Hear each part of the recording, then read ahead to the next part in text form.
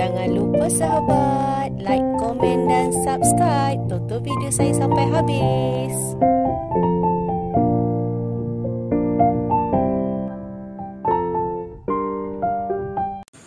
Assalamualaikum sahabat semua. Apa khabar? Semoga kita sentiasa sihat, diberkati Allah dan dilempahkan rezeki seluas-luas lautan untuk semua sahabat saya. Tolong like, share dan subscribe YouTube saya, channel saya, dan tonton video saya sampai habis. Kalau ada iklan jangan di skip sahabat semua, sebab memberi semangat untuk saya dan untuk saya terus buat video. Lepas tu saya boleh share dan bagi pendapat, ataupun kita share-share dan berkongsi ilmu untuk sahabat semua. Berjumpa lagi dengan saya, Aisyah Bunga. Okey, hari ni saya nak share dengan sahabat semua sebab ramai yang bertanya. Sebelum ni pun saya pernah buat video, tapi tak apa, kerana sahabat semua saya buat video untuk sahabat semua. Okey, untuk jenis keladi dan colocasia. Okey, keladi dan colocasia, kalau kita nak tukar pot ataupun kita nak tukar ke tanah, kita perlu buat apa? Sebab selepas beberapa hari kita tukar pasu ataupun kita tukar tanam di tanah, dia akan layu. Ada yang sahabat dekat luar sana tu, ada yang tanya saya, ada yang dia masa beli tu subur, cantik, merimbun. Lepas tu dia tanam pokok yang tahan lasak juga, adalah colocasia berbanding keladi. Kalau keladi ni mungkin dia rumit sikit untuk penjagaan, tapi kalau colocasia sebelum ni dia jaga sihat, merimbun, pokok banyak daun. Lepas tu bila dia tukar pasu ataupun dia nak tanam ke tanah, kebesok hariannya pokok akan layu. Lepas tu hidup 1 daun, 3 daun, mati 1 daun, tumbuh 2-3 daun, macam tu saja. Okey, itu bermaksud pokok ataupun tanaman sahabat semua tengah stres. Okey, sebab sebelum ni pun saya banyak share dengan sahabat semua, kita perlu buat apa, ataupun untuk macam contoh yang tak berapa pandai, yang untuk permula. Okey, kita elakkan contoh tu. Okey, nanti saya. Okey sahabat semua, contoh okey macam pokok black magic ni, sejenis colocasia. Okey, black magic dia akan tumbuh aloe. Dia akan tumbuh aloe. Aloe ni yang akan beranak pinak berbanding keladi. Kalau keladi dia akan kalau keladi pula berbanding keladi, dia tak ada aloe. Nampak dia tak ada aloe, dia akan merimbun sahaja. Lepas tu bila kita tengok di bahagian dalam tu, dia ada ubi. Okey. Kalau ini bermaksud namanya keladi. Kalau colocasia dia macam ni lah, boleh beranak pinak lebih dari 1 pokok. Lepas tu dia ada aloe dia. Nampak dia ada ni aloe ni, nampak. Okey, dia akar. Ini kalau kita potong pendek-pendek pun dia akan senang tumbuh. Okey. Untuk kita tanam ataupun tukar pasu, elakkan untuk permula lah, yang macam mana yang tak berapa faham. Okey, kalau macam contoh nak tukar tanah ataupun nak tukar ke pasu yang lain lebih besar lagi, sebab keladi ni dengan colocasia, kalau colocasia ni dia okey lagi lah. Kalau keladi ni kena ikut step by step pasu. Okey, kalau contoh, kalau saya tak kisahlah colocasia ke keladi ke, saya akan ikut step by step pasu. Saya akan pakai ikut peringkat. Okey, elakkan memakai pasu yang terlampau besar untuk tanaman sahabat semua. Okey, tak kisahlah tanaman apa selain daripada keladi ke colocasia ke, elakkan menggunakan pasu lebih besar dari pokok. Ikut kepada saiz tanaman-tanaman sahabat semua. Ini penting sangat untuk pokok yang nak cepat naik merimbun. Okey. Macam contoh keladi sama juga, kena ikut peringkat juga. Tengok ni dah besar, daun pun dah besar. Okey, saya tetap pakai pasu ni sebab dia jenis keladi. Kalau keladi tak perlu pasu yang besar-besar. Tapi kalau colocasia kena ikut peringkat. Okey, kalau macam saya akan ikut peringkat pasu tu sedang, kecil, besar sekali. Kalau saya dah guna pasu yang lebih besar, saya akan tanam di tanah. Janganlah sahabat semua pokok baru besar macam ni, baru nak merimbun, sahabat dah terus tanam kat tanah. Tak boleh sebab pokok akan stres. Satu lagi penyebabkan pokok akan mati selepas kita tukar pasu ataupun kita alih tempat ataupun kita tukar tanah, elakkan kita usik media tanah dalam ni. Elakkan kita usik akar dia. Contoh kita nak tanam, okey, perlahan-lahan, nampak dia punya akar banyak sangat. Okey, perlahan-lahan kita ambil, pastikan kita ambil, nampak. Okey, contoh kalau pakai hormos dari saya, media campuran media ringan. Okey, dalam hormos tu tak ada tanah lah. Okey, saya ada jual. Untuk kita tukar pasu ataupun kita nak alih ke tempat yang lain, sebab saya memang suka tukar pasu ikut peringkat. Okey, nampak? Saya tak payah nak tekan-tekan, saya tak payah nak korek-korek, tarik aja dia dah keluar cantik. Lepas tu tengok akar dia cantik sangat, nampak? Akar dia cantik sangat. Okey, akar dia cantik. Yang penting akar dia sihat dan cepat tumbuh akar baru.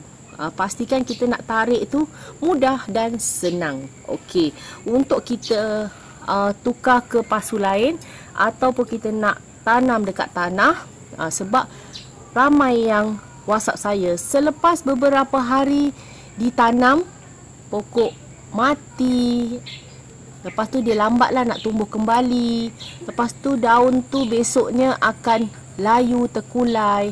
Okey, kalau sahabat ikut apa yang saya ajar step by step, insya-Allah tanaman sahabat semua tak akan layu, tak daun tak akan mati, insya-Allah dengan izin Allah. Sebab pengalaman saya dah mengajar saya, sebelum ni pun saya pernah buat macam tu.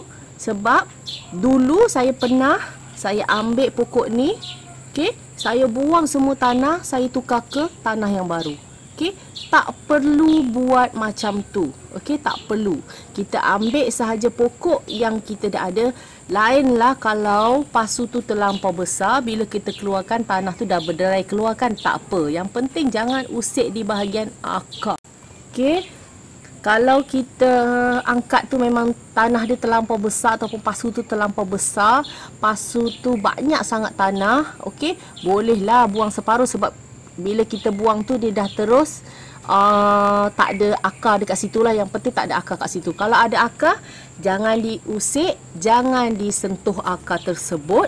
Okey, sebab kita tak tahu nanti dia akan stres. Dari situ pun dia akan stres sebab kita nak mengalihkan sesuatu pokok tu untuk ke pasu yang lain ataupun ke tanah yang lain, ataupun sahabat nak tukar media tanah. Okey, pastikan sahabat semua angkat dan terus letak ke pasu yang sahabat nak guna tu. Okey, letak dalam pasu ataupun letak di bahagian tanah yang sahabat-sahabat semua nak letak. Okey, letak je sebiji macam ni. Okey, letak, tukar pasu, tambah tanah, macam tu sahaja. Untuk semua tanaman, tak kisahlah pokok apa pun. Sebab bila sahabat ambil semua, okey, lepas tu sahabat sentuh-sentuh dekat sinilah, usik-usik dekat sinilah, Okey, tengok nanti besok pokok sahabat semua pasti akan layu, pasti akan mati. Okey, tapi kalau dah sahabat buat tu dia dah terjadi masalah macam tu, sahabat tak perlu risau sebab jenis Colocasia keladi ni dia akan hidup kembali. Yang penting akar dia tu ada. Okey, apa yang sahabat perlu buat kalau pokok dah jadi macam tu? Tu bermaksud pokok tu dah stres, sahabat semua potong sahaja daun sampai botak. Okey, sampai botak. Sebab saya pun pernah juga buat macam tu bila kita nak ambil anakan keladi yang amat susah, yang saya tanam dekat tanah, saya akan korek kasar. Selepas besoknya pasti dia akan layu daun-daun tu. Mati. Tinggallah satu. Okey, ada juga macam tu tapi tak banyak lah. Tak banyak yang saya tanam jadi macam tu. Tapi tak perlu risau. Okey, untuk pengalaman saya ajar dengan sahabat semua. Sahabat semua boleh potong semua daun. Jangan usik lagi di bahagian tanah tu. Potong aja sampai botak pun tak apa. Nanti dia akan tumbuh pucuk baru. Tapi potong tu jangan potong sampai habis ke bawah sini. Potong aja contoh. Okey, potong di bahagian batang tu tinggal tinggi macam ni. Tinggi macam ni. Nanti dia akan tumbuh daun baru. Okey, jangan potong botak sampai dekat dengan tanah lah. Tinggalkan beberapa inci untuk dia keluarkan daun baru. Okey. Jangan dibuang pokok yang dah mati tu. Lepas tu kalau macam contoh pokok keladi, okey, kalau dia dah stres, macam dia dah mati, pasu tu besar, okey, gedabak macam ni. Tapi pokok dah mati, sahabat semua korek balik, cari dia punya ubi ataupun akar, okey. Sahabat cuci bersih, kalau ada daun buang daun, kalau dah rosak, okey. Lepas tu sahabat tanam ke pasu yang kecil comel-comel lote tu. Jangan taruh tanah terlampau banyak, letak separuh. Okey, nanti saya tunjuk. Okey, saya pun pernah terjadi juga. Bukannya tak terjadi tapi kurang berlaku. Okey, mana yang pokok-pokok saya dah mati sebab kadang-kadang ada sesetengah saya terlebih letak tanah. Ada sesetengah sebab saya belum tahu lagi pokok tu. Sebab pokok kadang-kadang ada yang jenis kita kena lebihkan tanah. Macam Colocasia kena banyakkan tanah sikit lah. Okey, kalau keladi tu kita kurangkan. Okey, macam ni contoh. Okey, ada hari tu saya terjumpa ubi masa saya bersih-bersihkan tanaman saya. Ataupun kadang-kadang saya akan ambil pasu-pasu mana yang dah tanahnya tak nak. Okey, saya akan buang tanah dia sebab kalau tanah ni kita tak boleh guna kembali. Tapi tak tahulah sebab ada juga yang kat luar tu guna, dia jemur balik. Lepas dia jemur tu diguna balik. Kalau saya tak akan buat macam tu sebab dalam tanah tu dah tak ada khasiat lagi lah. Tapi kalau lain orang, lain pendapat kan, kalau dia buat macam tu boleh suburkan tanaman, tak apa. Okey, kalau tanaman sahabat semua sihat, subur, okey, tak apa. Ikut cara-cara masing-masing lah. Yang saya share dengan sahabat semua tu cara saya, pengalaman saya bertahun-tahun dengan tanaman. Boleh tengok YouTube saya dulu dan sekarang, macam mana tanaman saya dulu, macam mana tanaman saya sekarang. Dulu tanaman saya tak sebesar-besar macam ni masa saya mula-mula buat YouTube. Okey, ini ada ubi yang saya dah tanam balik. Okey, sahabat tengok tak? Nampak tak? Kalau tak nampak saya akan keluarkan dia. Tapi kalau keluar takut tanahnya tak ikut pula. Okey, sahabat tengok. Okey, sahabat nampak tak? Saya akan tanam separuh. Minta sahabat tengok. Nampak lah. Okey, nampak. Saya akan tanam separuh. Ubi dia tu separuh saya tanam dekat tanah. Untuk cepat dia naik pokok baru, ubi yang kita tanam tu jangan tutup. Jangan tutup untuk pokok ni, untuk pokok yang dah rosak, pokok yang dah mati. Dia ada ubi sahaja. Basuh semua ubi tu bersih-bersih, tinggalkan akar. Okey, sahabat tanam separuh dari ubi. Okey, nampak akar-akar dia tu tumbuh. Ubi dia tu separuh. Okey, tanah jangan banyak-banyak. Okey. Okey, ni yang pertama. Yang kedua, ini pun sama.